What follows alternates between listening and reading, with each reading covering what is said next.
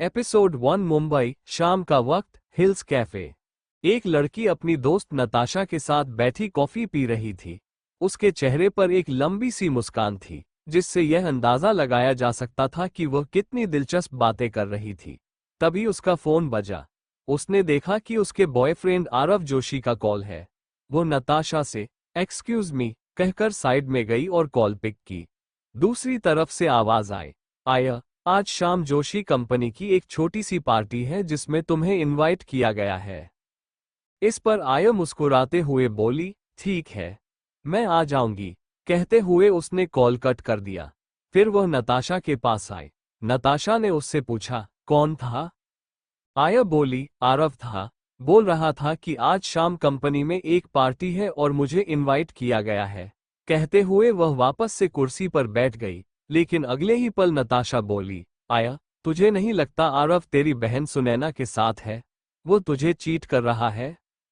इस पर आया मुस्कुराने लगी, फिर बोली, कम ऑन नताशा, ऐसा कुछ भी नहीं है। अच्छा चल, बाय, बाद में मिलते हैं। कहते हुए वह खड़ी हुई। नताशा भी खड़ी हुई और बाय बोलकर निकल गई। लेकिन कहीं न कहीं आया का दिल नताशा की बातों से हट जरूर हुआ था।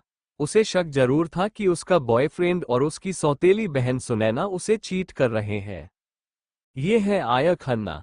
5 फुट 6 इंच, बिल्कुल मॉडल की तरह height, perfect body figure, olive green आंखें, पिंक होंठ, 20 साल उम्र, गोरा बदन, लंबे कमर तक लटकते ब्राउन और ब्लैक बाल। कुल मिलाकर पूरी तरह से किसी अप्सरा की तरह।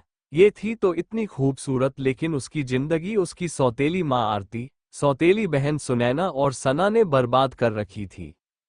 आया का एक बॉयफ्रेंड भी था, आरव जोशी, जो जोशी एंटरटेनमेंट इंडस्ट्रीज का सीईओ था, जिसकी कंपनी में आया और उसकी सौतेली बहन सुनैना दोनों काम करती थी। इंडस्ट्री में आया सुनैना जितनी फेमस नहीं थी, क्योंकि आया का बाप अरविंद खन्ना, जो एक जाने माने नाम थे, उनका पूरा सपोर्ट सिर्फ सुनैना को ही था। लेकिन आया को इस बात पर पूरा शक था कि उसका बॉयफ्रेंड और उसकी बहन उसे चीट कर रहे हैं। आखिरकार उसे इंडस्ट्री में ब्यूटी ऑफ द ब्रेन का टैग मिला हुआ था, लेकिन इस बारे में किसी को पता नहीं था। इसी साल आया ने मिस यूनिवर्स का खिताब अपने नाम किया था और वह इस साल की मिस यूनिवर्स थी। लेकिन ऑर्गेनाइजेशन वालों से रिक्वेस्ट करके उसने अपनी पहचान किसी के सामने रिवील नहीं करने दी, जिससे आज हर कोई वर्ल्ड की मिस यूनिवर्स एके को देखना चाहता था। नताशा के जाने के बाद आया भी ऑटो से निकल जाती है। आज पार्टी के लिए सुनैना भी इनवाइटेड थी, वह भी तैयार होकर निकल गई। जब वह वेन्यू में पहुंची, आया भी तैयार होकर वेन्यू में पहुंच गई। वो ऑटो से उतरी और एक नज़र उठाकर होटल को देखा, जिसमें बड़े बड़े गोल्डन वर्ड्स में लिखा था, गोल्डन हॉट होटल। अगले ही पल उसने अपने पर्स को लेकर आगे बढ़ना शुरू किया, लेकिन वहां मौजूद बॉडीगार्ड्स ने सभी को साइड करने लगे। आया भी साइड हो गई। तभी 3 कारें आकर रुकीं। 2 कारों से बॉडीगार्ड्स की पलटन बाहर आई और बीच वाली फरारी से एक लड़का बाहर आया। एक पल के लिए तो उसकी हाई प्रेजेंस से सभी की धड़कनें तेज हो गईं। सभी का मन हो रहा था उसे नजर उठाकर देखने का, लेकिन कोई देख नहीं पा रहा था, क्योंकि वे उसके खतरनाक ऑरा से अच्छी तरह वाकिफ थे। ये शख्सियत थी रेयान रंधावा। उम्र 24 साल, हाइट करीब 6 फुट 2 इंच, दिखने में उफ कोई जवाब ही नहीं। भगवान ने उसे 8 abs, muscular body, hazel blue eyes, गोरे रंग और परफेक्ट जॉ लाइन से नवाजा था। अगर एक बार इन्हें कोई देख ले तो इतना तो पक्का था कि कोई इनसे अपनी नजर नहीं हटा पाएगा। लेकिन उनका ऑरा और रुतबा इतना खतरनाक था कि एक पल के लिए उन्हें देखने के लिए लोगों को सोचना पड़ता था। वह इंडस्ट्री के किंग थे, ये होटल भी उनकी ही थी जहां अभी वे मीटिंग में आए हुए थे। रेयान आगे बढ़ रहा था, लेकिन एक पल के लिए वह अचानक से रुक गया। कोना में खड़ी आया को देखकर उसकी नीली आंखें आया की हरी आंखों पर टिकी हुई थीं। आया भी लगातार उसी को देख रही थी। वह देख पा रहा था कि सामने खड़ी लड़की lavender sleeveless one piece knee length gown में अपने बालों का मैसी बन बनाए काफी खूबसूरत नजर आ रही थी। हाँ, वो बात अलग थी कि वह आया को नहीं जानता था। उसे अचानक से यूं रुकते देख उसका असिस्टेंट हाशिम आगे आया और धीरे से बोला, सर। अचानक से रेयान होश में आया और सीधा अंदर चला गया। वहीं आया को भी महसूस हुआ कि अभी वह क्या कर रही है। वह भी जल्दी से पार्टी ज्वाइन करने के लिए अंदर चली गई। उसकी निगाहें किसी को ढूंढ रही थीं, तभी उसकी नजर आरव पर पड़ी। वो सीधा उसके बगल में जाकर खड़ी हो गई। उसने देखा कि ब्लैक गाउन में आज सुनैना भी सुंदर नजर आ रही थी और वह आरव के बगल में ही उससे चिपक कर खड़ी बातें कर रही थी। आया ने ज्यादा ध्यान नहीं दिया, लेकिन सामने खड़ा मिस्टर रॉय, जो इस पार्टी में आरव का स्पेशल गेस्ट था, वाइन पीते हुए बस लस्ट भरी नजरों से आया को ही घूर रहा था। आया भी इस बात को गौर कर पा रही थी, लेकिन इस बात को अभी वह नजरअंदाज कर रही थी। लेकिन अगले ही पल पीछे से किसी ने उसे गले लगा लिया और कहा, सरप्राइज। आया खुशी से बोली, पल्लवी तुम आ गई। ये आरव की कजिन सिस्टर पल्लवी थी। उसकी और आया की बहुत अच्छी बनती थी और दोनों बातें करने लगी। लेकिन मिस्टर रॉय अभी भी आया को घूर रहा था। इस बार सुनैना वाइन की ग्लास लेकर मिस्टर रॉय के पास गई और उससे कुछ बात की। अगले ही पल उसके चेहरे पर लंबी सी स्माइल आ गई। उसने वहां से गुजर रहे वेटर को रोका और उसके हाथ में पकड़ी सॉफ्ट ड्रिंक में कुछ मिलाकर आया की तरफ इशारा करते हुए बोली, उसको दे दो। वेटर भी जाकर आया को वो ड्रिंक दे देता है। आया ने सामान्य रूप से ड्रिंक ले ली और पीने लगी। तभी वहां पर आरव आया। उसे देखकर आया मुंह बनाते हुए बोली, आरव, इस ड्रिंक का टेस्ट कुछ अजीब है, टेस्ट करो। आरव बोला, ड्रिंक का टेस्ट अजीब? लाओ, मुझे दो। कहते हुए उसने अपने हाथ में ड्रिंक ली और एक घूंट पिया, लेकिन उसे कुछ भी अजीब नहीं लगा। कहाँ अजीब है, शायद तुम्हारी तबीयत बिगड़ रही है। वहीं आया ने आरव के हाथ से ड्रिंक का ग्लास लेकर पूरा ड्रिंक पी लिया, पर अगले ही पल उसका सिर बुरी तरह से घूमने लगा। आरव ने उसे अपने बाहों में थामा और उसे लेकर सीधा एक रूम की तरफ आ गया। सुनैना भी उसके पीछे पीछे आ गई। इधर रेयान मिस्टर मल्होत्रा के साथ मीटिंग कर रहा था। उनके साथ उनकी बेटी सुहानी मल्होत्रा भी आई थी, जो अभी बिजनेस सीख रही थी। लेकिन अभी वह यहाँ सिर्फ रेयान के लिए आई थी। वो शुरू से रेयान को पसंद करती थी, लेकिन रेयान की तरफ से कभी कोई रिस्पॉन्स नहीं आता था। थोड़ी देर में मीटिंग के बाद सुहानी रूम से बाहर आई। इस वक्त उसके चेहरे के एक्सप्रेशंस काफी हाई थे। उसने वहां से गुजर रहे वेटर को रोका और फिर उसे कुछ पैसे देकर एक ड्रिंक के ग्लास में ड्रग्स मिला दिए। फिर उसे वह रेयान को देने को कहा। वेटर के पीछे वह भी रूम में आए। इस वक्त मिस्टर मल्होत्रा जा चुके थे। रेयान ने भी वाइन ली, लेकिन वह पी पाता कि उससे पहले ही हाशिम का कॉल आ गया। उसने कॉल अटेंड किया और कहा, यस हाशिम। बॉस, आप अपने प्राइवेट रूम में आ जाएं। रूम क्लीन है अब। हाशिम की बात पर रेयान ने वाइन वही टेबल पर रखी और वहां से जाने लगा। लेकिन अब सुहानी बोली, मिस्टर रंधावा, ये वाइन। इस पर रेयान ने उसे घूरा और बिना कोई जवाब दिए अपने प्रेसिडेंटल रूम की तरफ चला गया। लेकिन सुहानी का जैसे दिल टूट गया। वो गुस्से से रेयान को जाते हुए घूर रही थी। उसका प्लान एक बार फिर चौपट हो गया था। अब मैं कैसे पता लगाऊं कि मिस्टर रंधावा इस वक्त किस रूम में है? कहते हुए वह गुस्से से खड़ी हुई, क्योंकि उसे ये बिल्कुल मालूम नहीं था कि रेयान किस रूम में है। ये सबसे सीक्रेट था। इधर रूम में आते ही रेयान ने अपनी शर्ट उतारी और बेड पर फेंककर सीधा वॉशरूम में शॉवर लेने चला गया। उधर आरव और सुनैना आया को बेड पर लिटा देते हैं। आया अभी पूरी तरह से बेहोश नहीं हुई थी, लेकिन उन्हें लग रहा था कि वह बेहोश हो गई है। बेबी, तुमने बिल्कुल सही किया मिस्टर रॉय के साथ ये डील करके, कहते हुए आरव ने झटके में सुनैना को अपने बाहों में चिपका लिया। अब सुनैना बोली, बेबी, अच्छा है, यही होना चाहिए इसके साथ। आज इसकी इज्जत भी चली जाएगी, फिर यह कुछ नहीं रह जाएगी, ये पूरी तरह से डिस्ट्रॉय हो जाएगी। कहते हुए वह हंसने लगी। लेकिन अब आरव बोला, बेबी, चलो ना हम भी। इस पर सुनैना भी बोली, ऑफ कोर्स, क्यों नहीं। अब दोनों आया को उसी रूम में छोड़कर चले गए। लेकिन आया, जो ये सब कुछ सुन रही थी, जल्दी से उठकर बैठ गई। उसे समझ आ गया था कि आरव और सुनैना का आखिर क्या प्लान है। उसने खुद को एक जोरदार थप्पड़ मारा ताकि वो होश में आ सके। होश में आओ, आया, होश में। लेकिन उस पर नशा काफी हावी हो रहा था। फिर भी वह खड़ी हुई और रूम से निकलने के लिए आगे बढ़ी, पर अगले ही पल रूम का दरवाजा खुला। आया ने देखा कि एक मिडिल एज का आदमी उसी की तरफ बढ़ रहा है। वो अब पीछे हटने लगी। वो मिस्टर रॉय ही था। Mister Roy, don't touch me, कहते हुए उसके होंठ कांप रहे थे। लेकिन मिस्टर रॉय आगे बढ़ा और एक झटके में आया को दीवार से सटाकर बोला, जाने मन, कब से इस दिन का इंतजार कर रहा था, लेकिन अब फाइनली तू मेरी होगी। कहते हुए वह उसके होठों पर अपने होंठ रखने की कोशिश करता है, लेकिन आया बड़ी मुश्किल से उसे खुद से दूर कर रही थी। उसके लिए ये सब अब बहुत मुश्किल हो रहा था। लेकिन अब मिस्टर रॉय उसके साथ जबरदस्ती पर उतर आया था। उसने उसके कंधे को पकड़ा और एक झटके में उसे बेड पर फेंक दिया। अब आया बहुत बेबस महसूस कर रही थी। उसे खुद पर गुस्सा आ रहा था कि उसने आरव जैसे घटिया आदमी पर भरोसा किया, लेकिन असल में वह भरोसे के काबिल बिल्कुल नहीं था। मिस्टर रॉय अब उसके ऊपर आने ही वाला था कि आया जल्दी से खड़ी हुई। आया, नहीं, तुझे करना होगा, यह आदमी तेरे साथ नहीं नहीं। कहते हुए वो जलती हुई नजरों से मिस्टर रॉय को देखती है, जो हवस भरी नजरों से उसे ही देख रहा था। उसने जबरदस्ती उसके हाथ को पकड़ा और कहा, you can satisfy me, baby. आया ने अब एक झटके में उसके संवेदनशील हिस्से पर लात मारी, जिससे वो सीधे जमीन पर गिर पड़ा और दर्द से कराहने लगा। शुरू करते हैं आज का एपिसोड। आया ने अब एक झटके में उसके पाट में लात मारी, जिससे वो सीधा जमीन में गिर पड़ा और दर्द से करहाने लगा। वहीं आया के पास वक्त नहीं था गंवाने को। वो जल्दी से रूम से बाहर निकल गई, लेकिन अगले ही पल मिस्टर रॉय ने अपने बॉडीगार्ड्स को उसके पीछे भेजा। आया भागे जा रही थी। वो अपना होश अब बुरी तरह से खोने में मजबूर हो रही थी।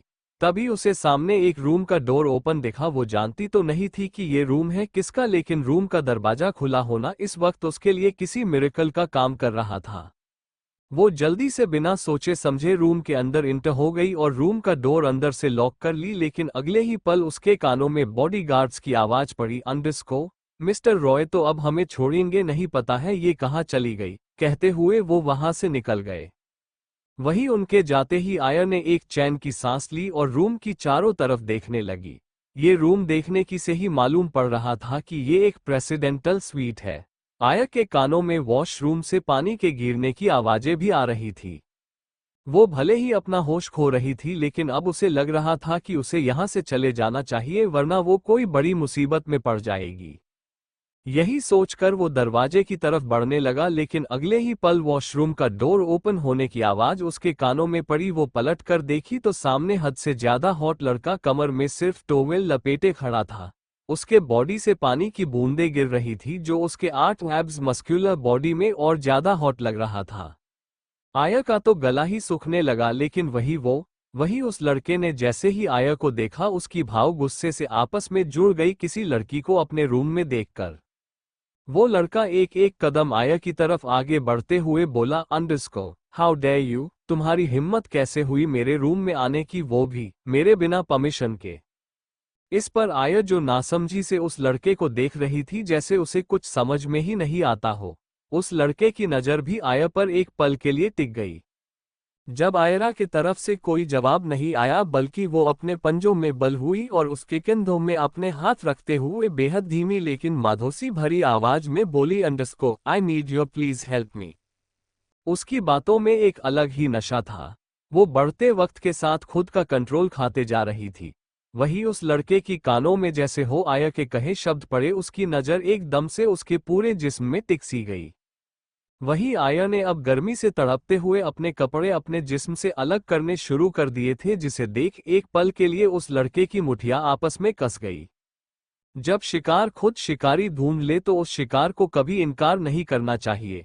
कहते हुए अब उस लड़के ने झटके में उसने अब आया के बालों को अपनी मुट्ठी में भर ली, फिर अपने ठंडे होठों से आया के गर्म होठों को कैप्चर कर लिया।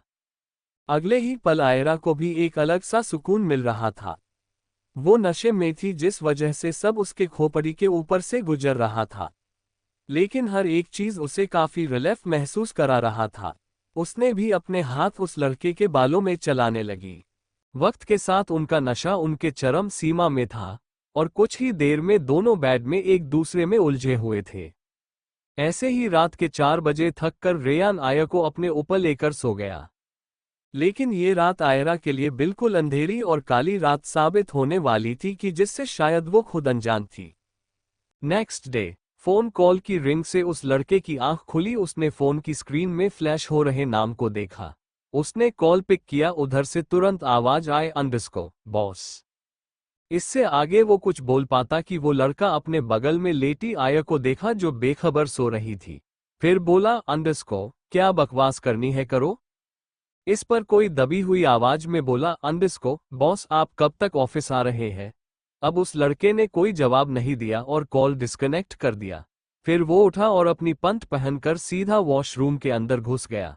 उसकी नीली आंखें गुस्से से जल रही थी।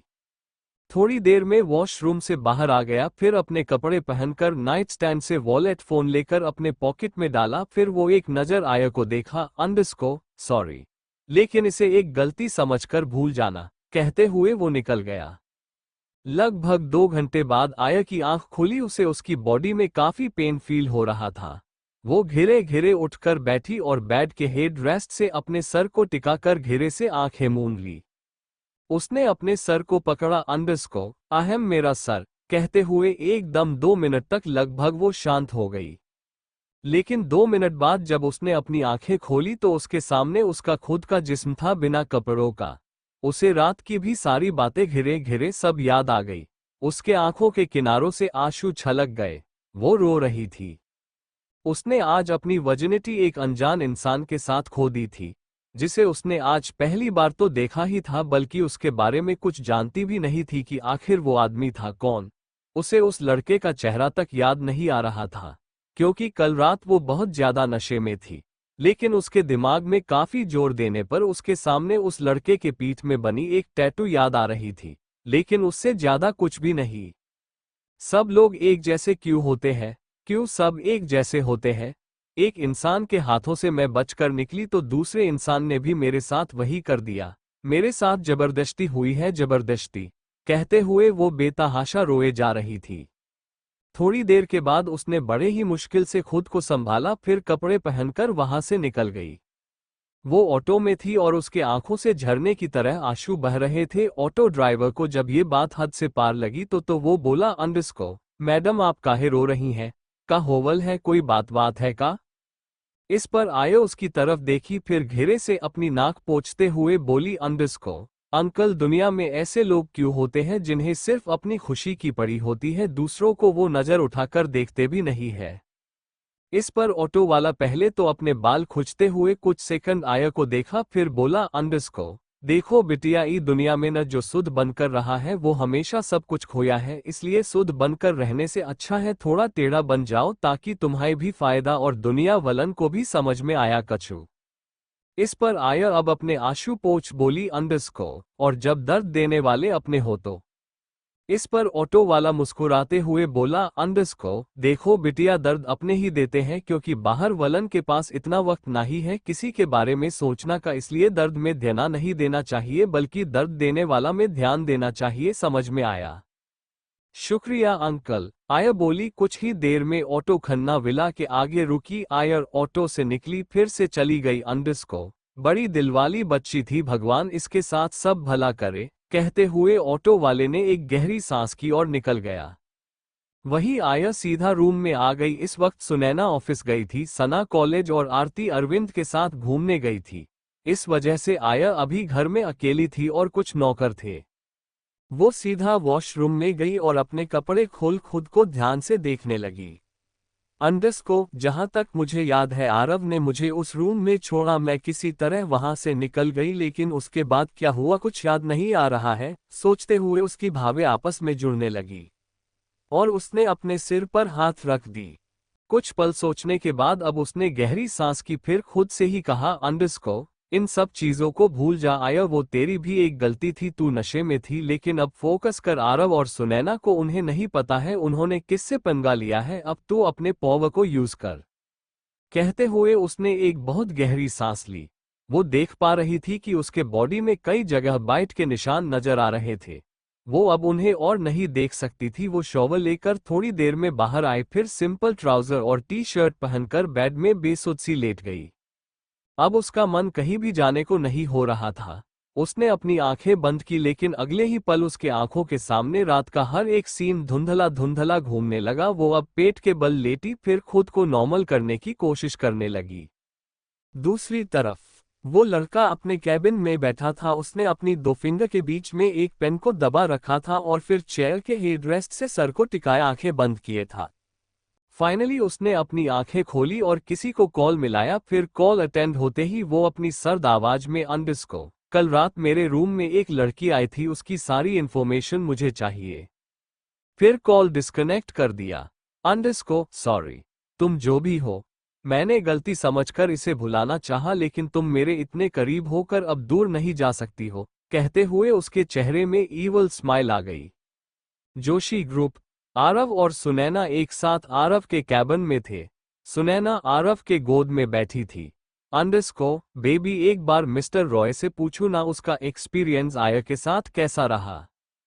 इस पर आरव उसके चेहरे में अपनी पतली फिंगर को फेरते हुए बोला, अंडरस्को, ऑफ कोर्स जाने मान। कहते हुए वो मिस्टर रॉय को कॉल करने लगा। अभी तक उन दोनों को ये बात नहीं पता चली थी कि मिस्टर रॉय के साथ क्या करके भाग गई थी रूम से, लेकिन अगले ही पल मिस्टर रॉय ने कॉल अटेंड किया। तब मिस्टर रॉय आया। इससे आगे आरव कुछ कह पाता कि उससे पहले ही मिस्टर रॉय शेर की तरह गुर्राते हुए बोला, अंडरस्को, मिस्टर आरव जोशी, मुझे तुम्हारे कंपनी के साथ कोई डील नहीं करना है। तुम्हारी वो सो कॉल्ड गर्लफ्रेंड रूम से भाग निकली थी। जैसे ही सुनैना और आरव दोनों के कानों में ये बात पड़ी, वो एकदम शांत हो गए। सुनैना के हाथ जो आरव के चेहरे में चल रहे थे वो एकदम थम गई।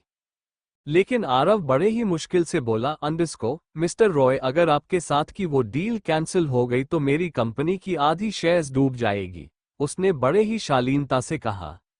वही मिस्टर रॉय फिर बोला, अंडरस्को, आरव जोशी, एक शर्त है, अगर ये शर्त मानोगे तो फिर ये डील बच सकती है। इस पर आरव झट से बोला, अंडरस्को, कहो मिस्टर रॉय, मैं जरूर मानूंगा। आज रात मुझे आया चाहिए फिर से हेवंस नाइट क्लब में। वो टेढ़ा मुस्कुराते हुए बोला। वही इस पर अब आरव सोच में पड़ चुका था। उसे यूं सोचता हुआ देख सुनैना उसके हाथ से फोन लेकर तुरंत बोली, अंडरस्को, डील फाइनल मिस्टर रॉय, आज रात हेवंस क्लब के रूम में तुम्हें आया मिल जाएगी। कहते हुए उसने कॉल कट कर दिया। लेकिन अगले ही पल आरव उसकी तरफ देख बोला, अंडरस्को, सुनैना, ये क्या कह दिया तुमने? अब आया को लेकर हम कैसे जाएंगे बार में? वही इस पर सुनैना बोली, अंडरस्को, वो थोड़ी जानती है कि कल रात हमने ही उसे मिस्टर रॉय के हवाले किया था, सो तुम उसे बार में लेकर जाओगे और मैं बाकी का प्लान हैंडल करूंगी। फिर वो आरव के कंधे को पकड़कर उसकी आंख में अपनी आंखें डालते हुए बोली, अंडरस्को, आरव, ये गोल्डन चांस है। अगर अभी हमने ये डील खो दिया तो फिर जोशी इंडस्ट्रीज बहुत ज्यादा लो पोजीशन में आ जाएगा, सो थोड़ा सा कष्ट सह लो। इस पर आरव ने भी हामी भरी और उसे गले लगा लिया। दूसरी तरफ उस लड़के के सामने उसका असिस्टेंट खड़ा था और उसके हाथ में फाइल थी। वही उसे देख वो बोला, अंडरस्को, फाइल? इस पर उसका असिस्टेंट फाइल आगे किया और अब बोला, अंडरस्को, बॉस, इसमें उसकी सारी इन्फॉर्मेशन है। कहते हुए वो फाइल उस लड़के के सामने रख देता है। उस लड़के ने फाइल ओपन की। अब उसका असिस्टेंट ने बोलना शुरू किया, अंडरस्को, उनका नाम आया खन्ना है, उम्र 20 साल है। ये अरविंद खन्ना की पहली पत्नी मधु खन्ना की औलाद है और अभी ये जोशी इंडस्ट्रीज में नॉर्मल मॉडल के तौर पर काम कर रही है। इनका बॉयफ्रेंड आरव जोशी है, लेकिन इन्होंने प्रेजेंट में मिस यूनिवर्स का खिताब जीता है और ये इस ईयर की मिस यूनिवर्स है। लेकिन ये बात मीडिया में अभी तक नहीं फैली है, इसलिए इन्हें सब नॉर्मल मॉडल ही समझते हैं। और रही बात इनकी फैमिली की, मां मर गई और सौतेली मां आरती खन्ना और सौतेली दो बहनें सुनैना खन्ना, सना खन्ना मिलकर इन्हें तबाह करने के पीछे रहती है। इनका बाप भी इन पर कोई खास ध्यान नहीं देता है, उसे बस पैसों से मतलब है। मुंबई। उसके असिस्टेंट ने उस लड़के को आया के बारे में सब कुछ बता दिया था, लेकिन रेयान फिर बोला, अंडरस्को, और ये कल रात मेरे रूम में कैसे आए? बॉस, सीसीटीवी फुटेज से पता चला ही कि इनकी सौतेली बहन सुनैना और इनके बॉयफ्रेंड आरव जोशी ने मिलकर एक डील के लिए अपने बसीनस क्लिंट के साथ एक रात का सौदा किया और इन्हें नशे की हालत में रूम में छोड़ दिया, लेकिन वो वहां से भाग निकली और सीधा आपके रूम में आ गई। कहते हुए वो शांत हुआ। फिर वो लड़क बोला, अंडरस्को, इस पर ध्यान रखो, बॉडीगार्ड्स इसकी सेफ्टी के लिए सीक्रेट में रखो, उसे इन सब के बारे में पता नहीं चलना चाहिए। ओक बॉस, फिर वो चला गया। वही उस लड़के के चेहरे में एक बहुत गहरी स्माइल थी। अब तुम्हें मुझसे कोई नहीं बचा सकता है। तुम आए अपने कदमों से थी लेकिन जाओगी अब सिर्फ मेरी मर्जी से। अब रावण की लंका में तुम्हारा स्वागत है सीता। अंडस्को शाम के वक्त आया सोकर उठी और सीधा रूम से बाहर आ गई। उसने देखा अरविंद आरती सना आ गए हैं। वो भी लिविंग में आ गई। एक तरह से वो सबके प्यार के लिए तड़पती थी लेकिन वो शायद उसके नसीब में नहीं था। जब वो सिर्फ 3 साल की थी तब उसकी माँ मधु मर गई थी और उसके 1 साल बाद अरविंद ने आरती से शादी कर की। उस वक्त सुनैना 6 साल की थी और सना 2 साल की थी। जिस हिसाब से सना आया से 2 साल छोटी थी और सुनैना आया से 2 साल बड़ी थी। उसने सोचा था कि आरती के आने के बाद शायद उसका खोया हुआ माँ का प्यार उसे मिलेगा लेकिन वो गलत ठहरी और वक्त के साथ अरविंद ने भी आया से अपनी नज़र हटा ली और उस पर ज्यादा ध्यान नहीं देने लगा। उसको अब सिर्फ पैसा, आरती और सुनैना सना ही दिखती थी। आया आकर उनके पास सीधा बैठी लेकिन अगले ही पल आरती ने उसको नफरत भरी नजरों से देखा। फिर बोली, अंडस्को आया, आई वॉन्ट कि तुम भी अब सुनैना की तरह मेहनत करो। तुम खन्ना परिवार की बेटी हो लेकिन क्या कहलाती हो, नॉर्मल मॉडल। इस पर आया अब एक टक बस आरती को देखने लगी लेकिन वो जानती तो उसके देखने या ना देखने से कोई फायदा नहीं है। वो शांत रही। वही अरविंद तभी अपने फोन में कुछ देखते हुए बोले, अंडस्को आरती सना, वो डील हमारा फाइनल हुआ। रंधावा ग्रुप के चेयरमैन ने मुझे मिलने को बुलाया है। कहते हुए उनके चेहरे में काफी तेज नजर था। वही इस चीज को हर कोई देख सकता था। आरती के चेहरे में भी बड़ी सी स्माइल आ गई। अंडस्को अरविंद, ये तो बहुत बड़ी खुशखबरी है। रंधावा ग्रुप के चेयरमैन राकेश रंधावा ने तुम्हें मिलने को बुलाया है। ओ माय गॉड, कहते हुए वो बहुत खुश थी। आया के चेहरे में कोई एक्सप्रेशन नहीं थे। वही सना तो खुद में ही पुलाव बना रही थी और अगले ही पल वो बोली, अंडस्को डैड, राकेश रंधावा का बेटा रेयान रंधावा, मुझे उसको देखना है नजदीक से एकदम। मैंने सिर्फ उसको टीवी में ही देखा है। वो बहुत हॉट है और बहुत चार्मिंग भी है। कॉलेज भी वो बहुत कमाता है जिस वजह से देख नहीं पाती।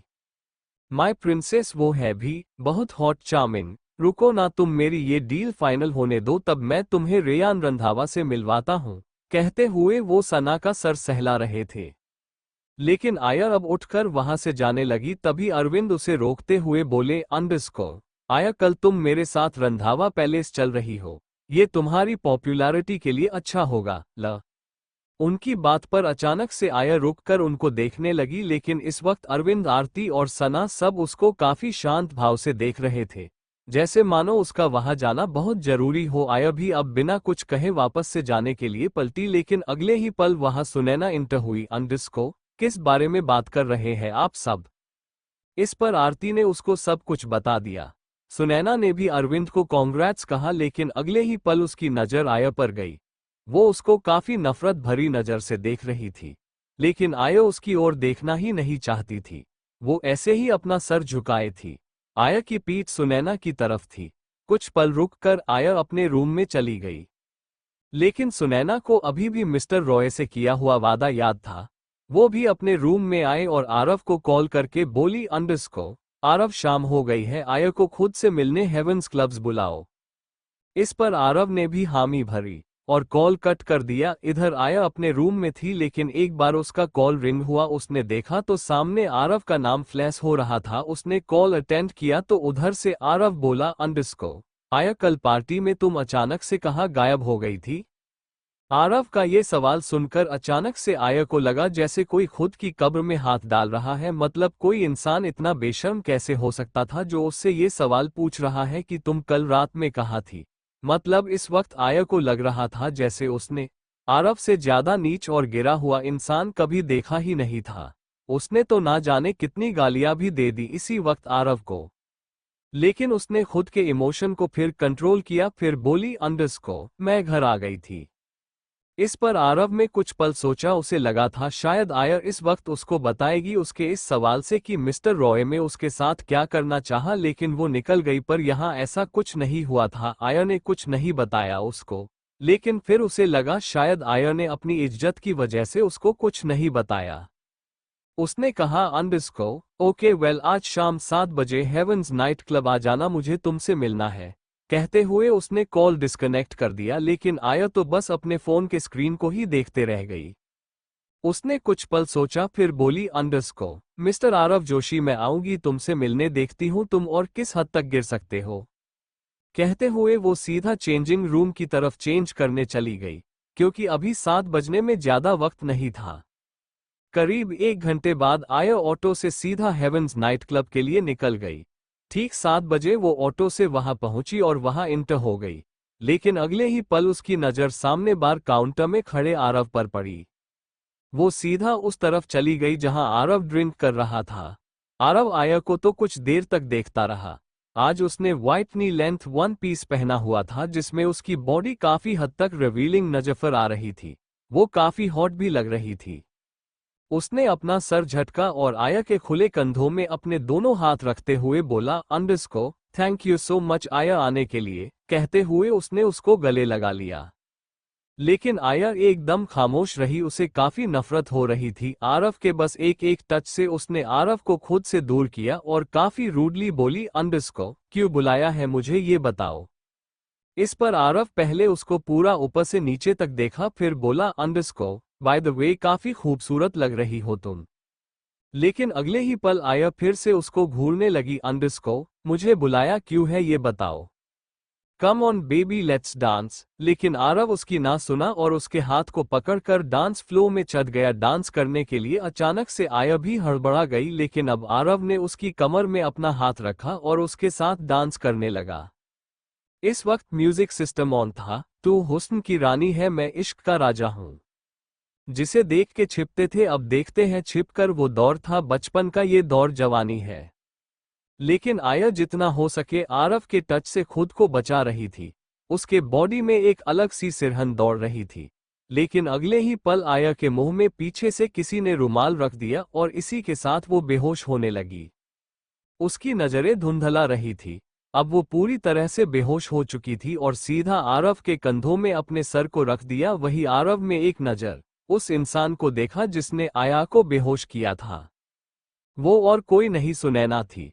अब आरव ने आया को अपनी गोद में उठाया और उसे लेकर रूम नंबर 10 एक प्राइवेट रूम की तरफ बढ़ने लगा। उसी बार में सुनैना भी शातिर मुस्कान के साथ उसके पीछे पीछे चल रही थी। अब आरव आया को रूम में लेकर पहुंचा। वहां पहले से ही मिस्टर रॉय मौजूद था। आरव ने आया को वही बेड में लिटाया, फिर मिस्टर रॉय की तरफ देखा जो लस्ट नजरों से आया को ही देख रहा था। मिस्टर रॉय, आयरा अभी बेहोश है लेकिन इसको 10 मिनट के अंदर होश आ जाएगा, तब तक वेट करे। कहते हुए उसने आरव का हाथ पकड़ा और दोनों सीधा रूम के बाहर निकल गए। आज तो मैं तुझे नहीं छोड़ूंगा। कल बचकर भाग गई थी ना, लेकिन आज कहाँ भागेगी, कोई रास्ता नहीं है। आज तो तुझे मेरे अंदर की आग को शांत करना होगा। कहते हुए वो एकदम से आया के चेहरे के पास झुककर अपने हाथ उसके चेहरे में चलाने लगा। इधर सुनैना और आरव कार में थे। अंडरस्को बस आज कोई गड़बड़ ना हो जाए। कहते हुए सुनैना आरव को देख रही थी। वही आरव कुछ सोचकर बोला, अंडरस्को नहीं होगी, क्योंकि वो अभी बेहोश है। होश में आएगी भी तो तब तक वो नशे में ही रहेगी। आरव की बात पर सुनैना ने भी हाँ कहा।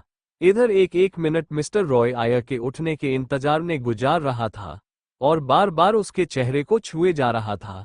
इस वक्त वो बिल्कुल किसी जंगली कुत्ते की तरह लग रहा था। फाइनली कुछ देर के बाद आयरा को होश आना शुरू हुआ। अंडरस्को मैं कहाँ हूँ। इस वक्त उसके मुंह में बस यही यो सेंटेंस था, लेकिन उसको होश में आता देख मिस्टर रॉय की आंखें चमकने लगी। उसने जल्दी से रूम का डोर लॉक किया और वापस आयरा के चेहरे के पास झुक गया। उठ जाओ लड़की, उठ जाओ। उसकी आवाज में इस वक्त हवस साफ नजर आ रहा था। वही हल्की हल्की होश में आती आया एकदम से होश में आ गई। वो जल्दी से अपनी आंखें खोली तो सामने मिस्टर रॉय का डरावना चेहरा था। तुम यहाँ क्या कर रहे हो। कहते हुए वो बुरी तरह से भड़क गई, लेकिन उसको समझते इस बात की बिल्कुल भी देर नहीं लगी कि ऐसा सुनैना और आरव में ही किया है फिर से उसके साथ। वही मिस्टर रॉय में अपनी पकड़ आयरा के हाथों में कस दी और उसे दोनों तरफ से बेड में लॉक कर लिया। आयरा बेड में दबी हुई थी और मिस्टर रॉय उसको देख गंदी मुस्कान पास कर रहा था। मिस्टर आई टोल्ड यू, मुझे छोड़ दो, तुम्हारे लिए अच्छा नहीं होगा। कहते हुए आया ने उसको खुद से साइड करने की कोशिश की, लेकिन उसकी कोशिश इस वक्त नाकाम ही था, क्योंकि मिस्टर रॉय कितना भी मिडिल एज का था लेकिन उसकी ताकत आया से ज्यादा ही थी। भागने की आज कोशिश मत करना मिस आया खन्ना, क्योंकि आज तुम यहाँ से बच के नहीं जा सकती हो। कहते हुए वो फिर से उसके होठों के तरफ झुकने लगा, लेकिन आया ने एक बार फिर अपने सिर को हल्का सा ऊपर किया और सीधा उसके सर से अपने सर का टक्कर कर दी, जिससे दर्द उसको भी हुआ और मिस्टर रॉय उससे दूर हो गया, लेकिन उसकी पकड़ उसके हाथ में अभी भी कसी हुई थी। आया मिस्टर रॉय से बचने की पूरी कोशिश कर रही थी, लेकिन उसकी हर एक कोशिश बेकार साबित हो रही थी। उसकी आंखों के सामने उसको उसकी खुद की जिंदगी बेकार होती हुई नजर आ रही थी। उसने अपनी आंखें बंद की और अपने आप को पूरी तरह से ढीला छोड़ दिया। उसकी इस हरकत पर अचानक से मिस्टर रॉय बिल्कुल सरप्राइज हो गया। वो अब उस पर और ज्यादा हावी होने पर आ गया था, लेकिन अगले ही पल रूम का दरवाजा तेजी से ओपन हुआ और कोई लगभग 10 बॉडीगार्ड्स के साथ एक लड़का, जो उन बॉडीगार्ड्स का हेड नजर आ रहा, वो रूम में आ गया। वही इस आवाज को सुन मिस्टर रॉय की पकड़ आया के हाथ में ढीली हो गई। इसी मौके को फायदा में लाकर आया झट से उठकर खड़ी हो गई और सामने देखने लगी। वही मिस्टर रॉय भी सामने देखते हुए गुस्से से बोला, अंडरस्को, तुम कौन हो और तुम्हारी हिम्मत कैसे हुई मेरे प्राइवेट कमरे में घुसने की। इस पर वो लड़का हंसने लगा, फिर आगे बढ़ते हुए बोला, अंडरस्को, प्लान काफी सही था मिस्टर रॉय, लेकिन अफसोस तूने लड़की गलत चुन ली। जानता है ये कौन है? उस लड़के के इतना कहने भर से मिस्टर रॉय आया को देखने लगा, लेकिन आया तो खुद कंफ्यूज्ड थी कि आखिर ये लड़का कौन है। कौन है ये लकड़ी? अब मिस्टर रॉय बोला, लेकिन अगले ही पल उसने अपने बॉडीगार्ड्स को इशारा किया, अंडरस्को, तुम ये जानकर क्या कर लोगे? कहते हुए वो अब आया की तरफ बढ़ा, लेकिन उसके सभी बॉडीगार्ड्स एक साथ मिस्टर रॉय पर टूट पड़े। अब तक मिस्टर रॉय के बॉडीगार्ड्स भी अंदर आ चुके थे। हालांकि उन्होंने उस लड़के को और उसके आदमियों को रोकने की कोशिश भी की, लेकिन वो नहीं रुक और जबरदस्ती दरवाजा तोड़कर अंदर आ गए। वही अब आया की तरफ बढ़ने लगा, लेकिन अगले ही पल सबके कानों में मिस्टर रॉय की एक आवाज पड़ी, अंडरस्को, किसके आदमी हो तुम सब? बताओ मुझे तुम्हारी औकात कैसे हुई यहां आने की? अब वो लड़का और आया दोनों उसी को देख रहे थे। वही लोग वो लड़का इस पर थोड़ा हंसते हुए बोला, अंडरस्को, वैसे बॉस के बारे में अगर बता दूं तो खौफ ही खौफ हो जाएगा। वेल, कहते हुए वो आया की तरफ पलटा, फिर बोला, अंडरस्को, मैं तो यहाँ बॉस की बंदी को बचाने आया हूँ। इस पर आया अचानक से उसकी तरफ देखने लगी कि ये लड़का उसको अपने बॉस की बंदी क्यों बोल रहा है। वही मिस्टर रॉय भी हैरानी से देख रहा था। उसको भी हैरानी हो रही थी कि ये लड़का आया को अपनी बॉस की बंदी बुला रहा है। वो अब उस लड़के को पहचान रहा था कि ये कौन है। वो एकदम से कुछ सोचते हुए बोला, अंडरस्को, तुम अगम चौधरी हो आर।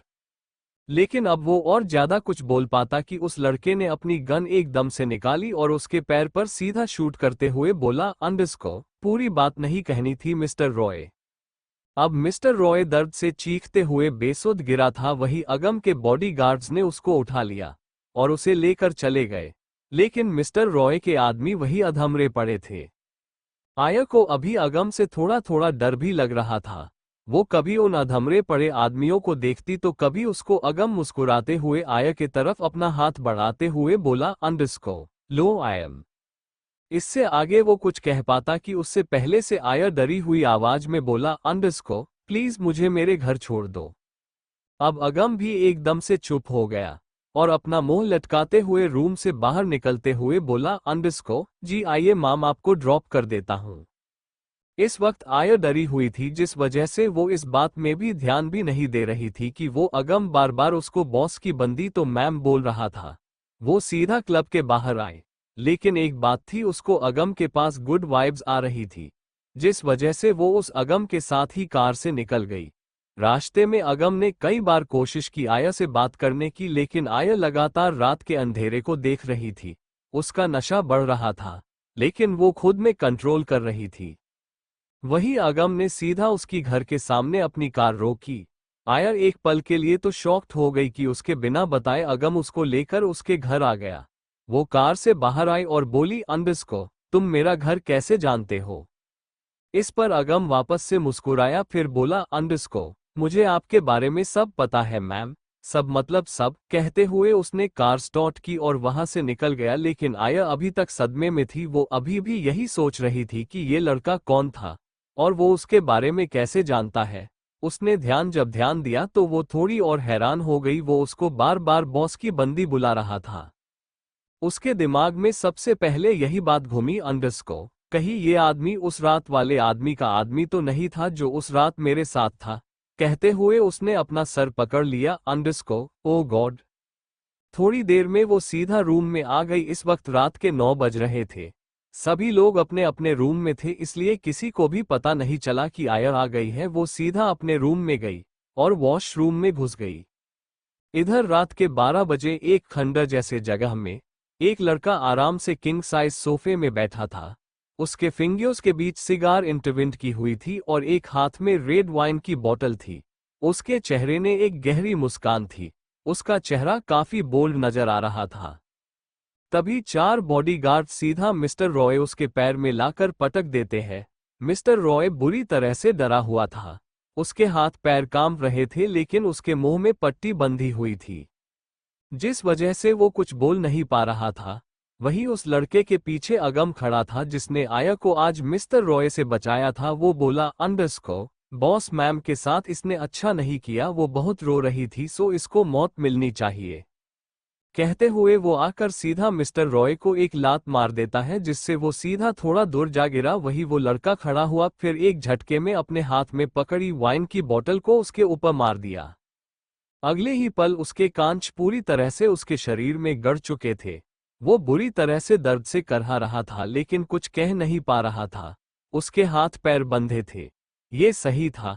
वो लड़का अगम की तरफ अपने सर को टेढ़ा करके देखते हुए बोला। तो वही वो लड़का बोला, अंडरस्को, मजा नहीं आया बॉस, आप अपना किलर स्वैग दिखाओ थोड़ा। इस पर वो लड़का हल्का टेढ़ा मुस्कुराया। फिर अगम की बात पर वो किसी जानवर की तरह हंसने लगा। फिर अगले ही पल उसने अपने बैक पॉकेट से 2 गन निकाली और फिर चेहरे के पास झुक गया। अंडरस्को, ये तुम्हारा चेहरा कुछ खूबसूरत नहीं है। कहते हुए उसने अचानक से उसकी दोनों आंखों में बुलेट चला दी। अब उसके आंख फुटकर खून निकल रहे थे। वही वो लड़का फिर उसकी हाथों की तरफ देख बोला, अंडरस्को, तुमने इसी हाथ से उसको छुआ। कहते हुए उसने दोनों हाथों गन चला दी। अब वो और ज्यादा बुरी तरह से अपने हाथ पैर फेंकने लगा। लेकिन वो लड़का अब कुछ सुनने की हालत में था। अब उसको और ज्यादा गुस्सा आ रहा था। वो खड़ा हुआ और उसके पूरे शरीर में बुलेट चलानी शुरू कर दी। लगभग 10 सेकंड के अंदर ही वो मर चुका था। इस वक्त उस लड़के के आंखों में आग लगा था, ये सोच सोच कर कि किसी ने आया को छूने की कोशिश की। उसने अपनी गुन को वापस से अपने पॉकेट में रखा। फिर अगम और बाकी बॉडीगार्ड्स की तरफ देखकर बोला, अंडरस्को, क्लीन दिस प्लेस। कहते हुए उसने वही सोफे में पड़ी अपनी ब्लेजर को उठाया और सीधा उसको लेकर वहां से निकल गया। सच में उसे इस वक्त काफी तेज गुस्सा आ रहा था। उस लड़के ने आया के पीछे अपने सीक्रेट बॉडीगार्ड्स पहले से ही तैनात करा दिए थे, उसकी सेफ्टी के लिए, जिनसे उसे ये खबर पहले ही मिल गई थी। और अगम उन बॉडीगार्ड्स में हेड भी था और उसका एक खास आदमी भी था। Next day, Khanna villa. आया इस वक्त गहरी नींद में सो रही थी, लेकिन तभी उसके रूम का डोर ओपन हुआ और आरती रूम के अंदर इंटर हुई। आरती में एक नज़र सोई हुई आया को नफरत भरी नज़र से देखा। फिर अगले ही पल उसने वही नाइट स्टैंड में रखा जग उठाया और उसका सारा पानी आया के ऊपर उड़ेल दी। अगले ही पल आया अचानक से उठ के बैठ गई। अंडरस्को, तूफान आया। कहते हुए वो बुरी तरह से पैनिक हो रही थी। वही आरती उसकी तरफ देख बोली, अंडरस्को, यहाँ कोई तूफान नहीं आया है, उठो और तैयार हो जाओ, तुमको अभी अरविंद के साथ रंधावा पैलेस जाना है। उनकी आवाज सुनकर आया अपने होश में आए। वो पूरी तरह से भीग चुकी थी, लेकिन इस वक्त उसका फोकस आरती की तरफ था। अंडरस्को, आप मुझे अच्छे से भी उठा सकती थी। आया भी नफरत से आरती को देखकर बोली और बेड से खड़ी हो गई। लेकिन अगले ही पल आरती फिर बोली, अंडरस्को, अच्छाई गई भाड़ में, तुम जल्दी से रेडी हो जाओ, वक्त नहीं है उनके पास। कहते हुए वो रूम से निकल गई। वही आया को अभी तक समझ नहीं आ रहा था कि आखिर उसका बाप और आरती उसको इतना बार बार रंधावा पैलेस क्यों जाने के लिए फोर्स कर रहे हैं, क्योंकि वो बचपन से इस बात को बहुत अच्छी तरह से नोटिस करती आई है कि वो लोग जहां भी घूमने जाते या कहीं भी जाते उसे छोड़कर ही जाते थे, लेकिन आज उसको खुद वो कहीं ले जाना चाहते थे, वो भी रंधावा पैलेस। आया ने कुछ पल सोचा, फिर खड़ी हो गई। अंडरस्को, चल आया, ये भी देख ही ले कि अब तेरा बाप क्या चाहता है। कहते हुए वो सीधा वॉशरूम में चली गई। लगभग आधे घंटे के बाद वो रेडी होकर नीचे लिविंग एरिया में आई। इस वक्त उसने ब्लैक शॉर्ट फ्रॉक पहना था और उसके ऊपर से श्रग पहना था जिसमें वो काफी खूबसूरत लग रही थी। इस वक्त वहां अरविंद, सना और आरती ही थे। सुनैना कल से घर नहीं आई थी और उसने सबको कह दिया था कि वो अपने फ्रेंड के घर है। वही अरविंद ने आया को देखा, फिर बोले, अंडरस्को आया, ब्रेकफास्ट कर लो, फिर हमें रंधावा पैलेस चलना है। आया ने भी कोई जवाब नहीं दिया और सीधा डिनिंग टेबल की तरफ चली गई। सबने साथ में ब्रेकफास्ट किया, फिर सीधा अरविंद के साथ आया रंधावा पैलेस के लिए निकल गई। अभी उसको भी अजीब अजीब लग रहा था कि आखिर अरविंद के दिमाग में चल क्या रहा है, लेकिन मौसम की हवाओं को देख वो बस ककल के बारे में सोच रही थी कि आखिर वो लड़का कौन था। लेकिन उसको उसका जवाब नहीं मिल रहा था। फाइनली उसने अरविंद की तरफ देखा, फिर कहा, अंडरस्को आप मुझे रंधावा पैलेस क्यों ले जा रहे हैं? इस पर अरविंद ने उसकी तरफ देखा, फिर हल्का सा मुस्कुराते हुए बोले, अंडरस्को कुछ नहीं, बस इससे तुम्हारी ही पॉपुलैरिटी बढ़ेगी। मुंबई रंधावा पैलेस। लगभग आधे घंटे के बाद अरविंद की कार सीधा रंधावा पैलेस के पार्किंग एरिया में रुकी। गार्ड्स ने आकर डोर ओपन किया और सीधा अरविंद बाहर आए और आया भी उनके पीछे बाहर आया भी आए, लेकिन अगले ही पल उसके आंखों के कुछ रोशनी पड़ी जिससे उसने अपनी आंखें बंद कर ली और अपने हाथ को अपने हाथ में रख दिया।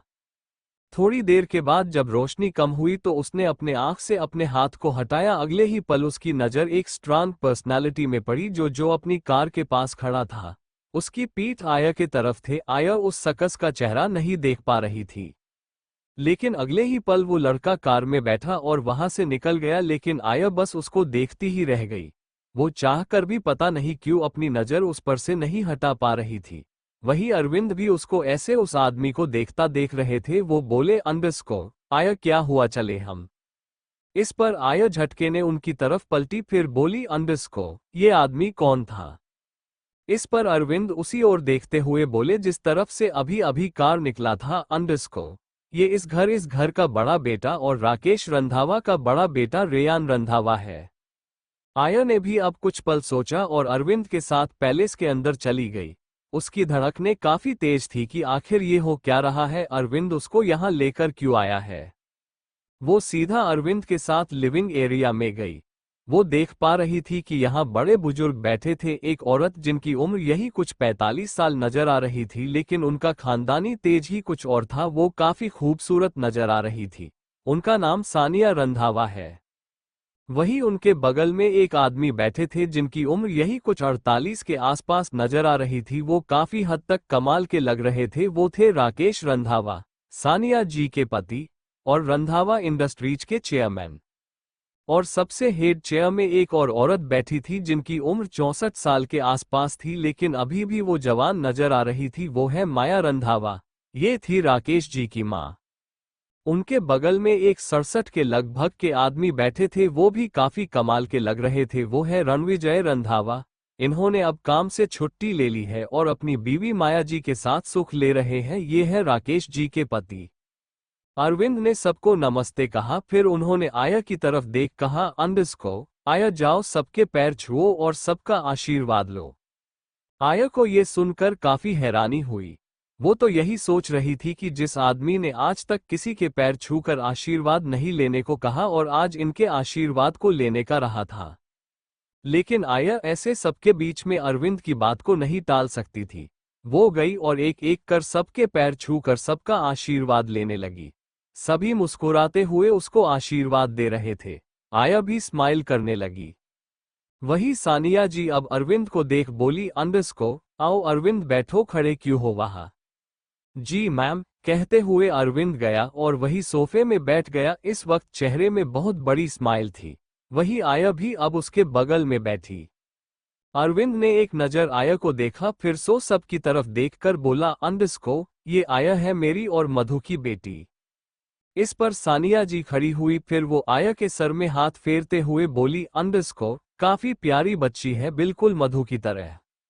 ये सुनते ही अचानक से आया को हैरानी हुई। वो झट से बोली, अंडरस्को लेकिन मैम आप मेरी माँ को कैसे जानती हो?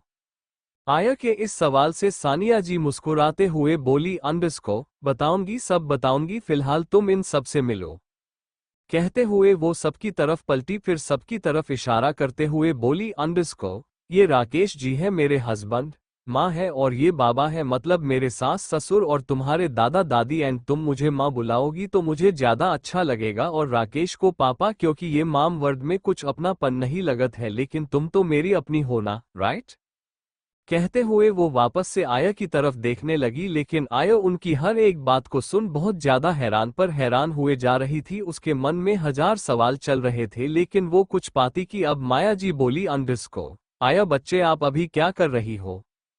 इस पर आया पहले तो सबकी तरफ देखी, फिर बोली, अंडरस्को जी अभी मैं जोशी इंडस्ट्रीज की नॉर्मल ग्रेडेड मॉडल हूँ, लेकिन मैंने सोचा है कि मैं अब अपनी मास्टर के लिए कॉलेज में एडमिशन लूंगी।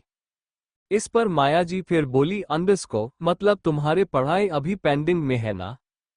इस पर आया कुछ बोलती कि उससे पहले ही अरविंद बोले, अंडरस्को हाँ वो इसलिए ना क्योंकि आया को आगे पढ़ने का मन नहीं था, लेकिन अब वो फिर से पढ़ाई जारी करना चाहती है अपनी। उनकी बात पर आया फिर से उन्हीं को देखने लगी, मतलब उसको यह बात बहुत अच्छे से याद थी कि जब उसकी बात खत्म हुई थी तो अरविंद ने ही उसको साफ मना किया था कि वो अपनी पढ़ाई को छोड़ दे, लेकिन अब वो कैसे बोल रहे थे, हालांकि सुनैना और सना दोनों की पढ़ाई जारी थी। ओह दैट्स ग्रेट, तुम यहाँ अपनी मास्टर कर लगी, अभी विहान भी फर्स्ट ईयर में है और रेयान मास्टर्स के फाइनल ईयर में है। कहते हुए माया जी आंखें चमकने लगी, लेकिन अब राकेश जी बोले, अंडरस्को अरविंद इधर आओ मेरे साथ। उनकी बात पर अरविंद खड़े हुए और सीधा उनके साथ चले गए। वही आया अब माया जी रणविजय जी और सानिया जी के साथ बैठी थी। सभी उसको काफी प्यार से देख रहे थे। वही आया भी सबकी तरफ देख बस एक प्यारी सी स्माइल कर रही थी। इधर अरविंद राकेश जी के साथ साइड में आए तो राकेश जी अरविंद की तरफ एक चेक बढ़ाते हुए बोले, अंडरस्को ये 20 लाख की चेक है अभी के लिए, और जब पूरी तरह से आया अडॉप्ट हो जाएगी रंधावा परिवार में तो तुम्हें और 30 लाख मिल जाएंगे। अरविंद ने चमकीली नजरों से उस चेक को देखा, फिर वो अपने दांत दिखाते हुए बोले, अंडरस्को आप फिक्र नहीं कीजिए सर, मैंने बात की है, कोर्ट में पेपर्स रेडी होने में बस सिर्फ और 2 दिन का समय लगेगा, फिर कानूनी तौर पर आया रंधावा परिवार में अडॉप्ट हो जाएगी। इस पर राकेश में हाँ में सिर हिलाया, फिर वो वापस से लिविंग एरिया आ गए। अरविंद भी चमकीली नजरों से उस चेक को अपनी पॉकेट में वापस लिविंग एरिया में आ गया। वही रणविजय जी ने आया से सवाल किया, अंडरस्को तुम्हें हमारा परिवार कैसा लगा? इस पर आया तो एक टक जैसे उनको देखने लगी, जैसे उसको समझ में ही नहीं आता हो कि वो क्या जवाब दे और उसके से क्या सवाल पूछे जा रहे।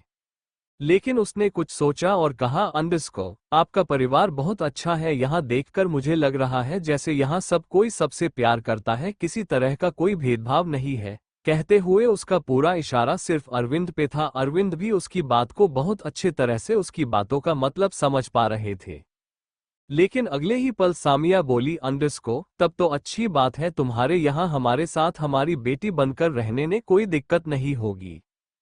इस पर आया एकदम शॉक्ड हो गई, वो लगातार अब अरविंद को देखने लगी जिसका चेहरा हल्का काला पड़ चुका था। वही उसके इस रिएक्शन को देख सानिया जी बोली, अंडरस्को अरविंद तो क्या तुमने आया को पूरी बात नहीं बताई है? इस पर अरविंद कोई जवाब नहीं दिया, लेकिन अगले ही पल आया बोली, अंडरस्को मुझे आप सारी चीजें बताइए। इस पर सानिया जी ने एक गहरी सांस ली, फिर वो उसके सिर को सहलाकर बोली, अंडरस्को आया बच्चे हम मतलब रंधावा तुम्हें एडॉप्ट कर रहे हैं, 2 दिन में पेपर्स रेडी हो जाएंगे, फिर उसके बाद तुम हमारे साथ हमारे पैलेस में हमारी बेटी बनकर रहोगी। ये सुनते ही आया के कान खड़े हो गए। उसने तक सहमी सी आवाज में कहा, अंडरस्को मुझे एडॉप्ट, और वो क्यों? मुंबई रंधावा पैलेस। आया ने जैसे ही वे अडॉप्शन वाली बात सुनी वो एक टक सबकी तरफ देखने लगी, उसे सच में काफी हैरानी हो रही थी। आखिरकार उसने पूछा, अंडरस्को लेकिन माम मेरी अडॉप्शन, वो भी 20 साल की उम्र में, आप क्या कह रही है? इस पर सानिया जी बोली, अंडरस्को आया बच्चे हैरान होने की जरूरत नहीं है, मैं तुम्हारी माँ मधु की बचपन की फ्रेंड सानिया हूँ। एंड मधु ने मरने से पहले मुझसे एक वादा किया था कि अगर उसके जाने के बाद तुम्हारे साथ कुछ गलत हो तो मैं तुम्हें अपनी बेटी बनाकर रखूं, तो मैं भी बस अपना एक वादा पूरा कर रही हूं। मैं अच्छे से जानती हूं कि अरविंद उसकी दूसरी पत्नी और सुनैना सना का सलूक तुम्हारे साथ अच्छा नहीं है, तो मैंने सोचा कि मेरा वादा पूरा करने का वक्त अब आ गया है। और वैसे भी इस घर में एक बेटी की जरूरत है और मुझे लगत है इस कमी तो तुम ही पूरी कर पाओगी, तुम्हें देखकर ही लग रहा है कि तुम बिल्कुल मधु की तरह हो। एक तरह से सानिया जी अरविंद की बेइज्जती कर रही थी, लेकिन अरविंद से जब सानिया जी ने इस बारे में कांटेक्ट किया तो उन्होंने साफ साफ कह दिया था कि वो अगर आया को उनके हवाले करेंगे तो वो उनसे 50 लाख रुपये देंगे। सानिया जी को भी एक बेटी की जरूरत थी और मधु जी का वादा भी उन्हें पूरा करना था, जिस वजह से उन्होंने घर में रणविजय जी, माया जी और राकेश जी से बात की तो उन्हें भी आया का अडॉप्ट करने का तरीका काफी पसंद आया और उन्होंने भी पैसे देकर ही सही लेकिन इस अडॉप्शन के लिए तैयार हो गए। लेकिन अरविंद और रंधावा परिवार के बीच में ये बात हुई कि आया को इस बारे में कुछ भी नहीं पता चलना चाहिए कि अरविंद उसको पैसों से एक तरह से बेच रहा है और रंधावा परिवार उसको एक तरह से अडॉप्शन के रूप में उसको खरीद रही है।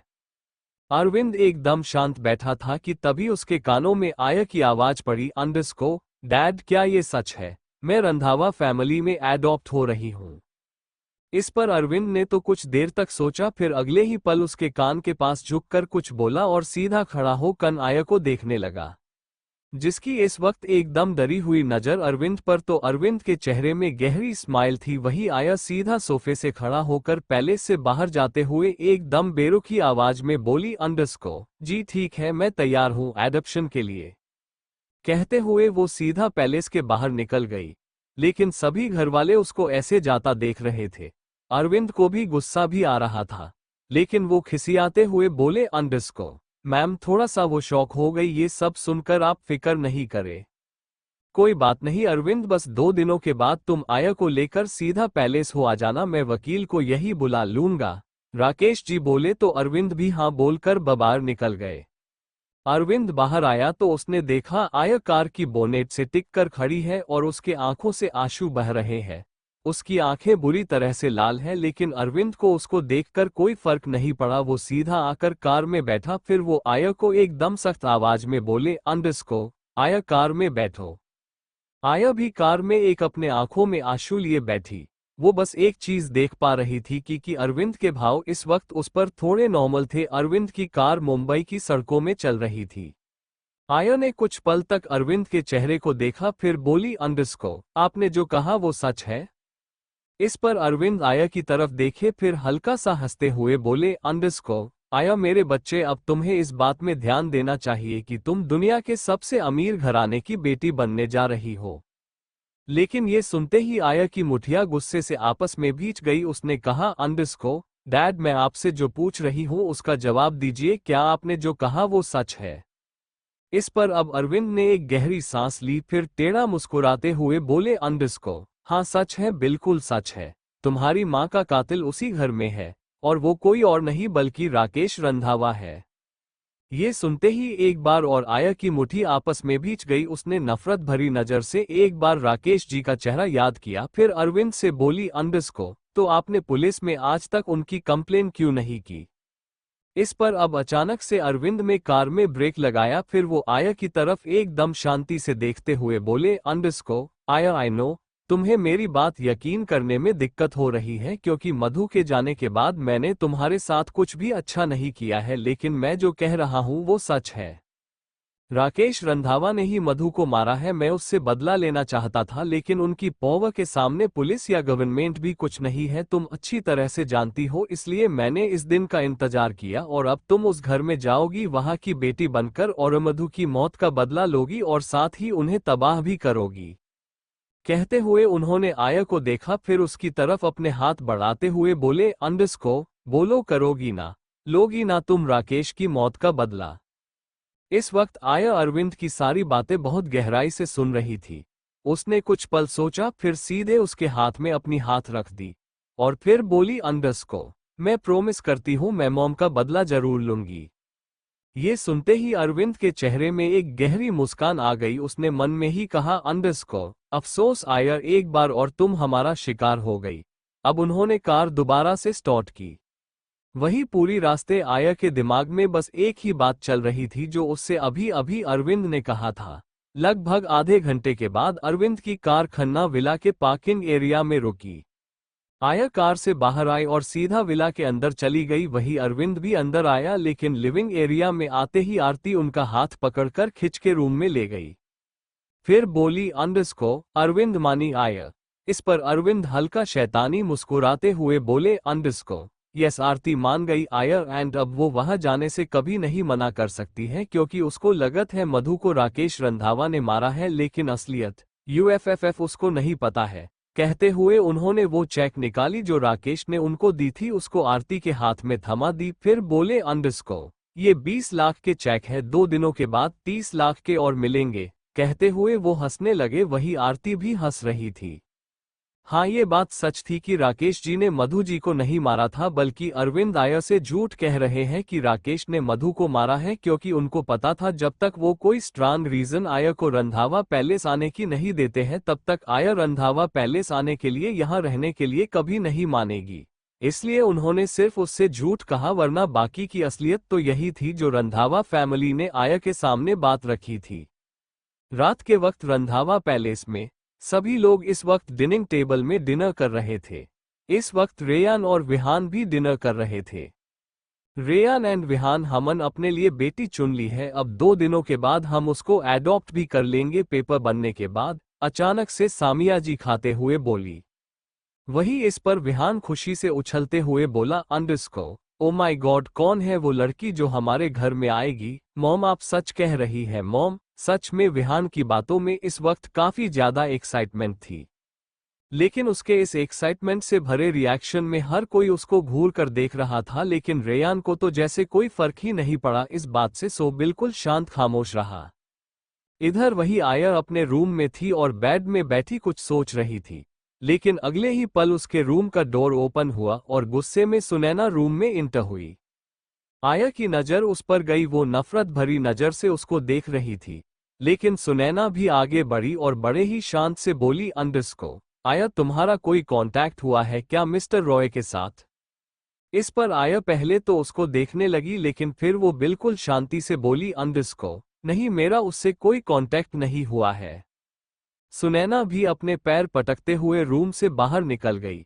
कल से वो और आरव मिस्टर रॉय का कॉल ट्राई रहे थे, लेकिन मिस्टर रॉय का कोई कॉल नहीं लग रहा था, जिस वजह से वो थोड़ा परेशान थे, क्योंकि वो देख पा रहे थे कि आया भी बिल्कुल ठीक है, उसे कुछ नहीं हुआ है। वही रूम में आया जो अभी तक दरवाजे की तरफ देख रही थी, उसकी आंखों में सुनैना के लिए नफरत साफ झलक रही थी। वो इस बात का अभी अंदाजा भी नहीं लगा सकता थी मिस्टर रॉय का क्या अब तक हाल हो गया है।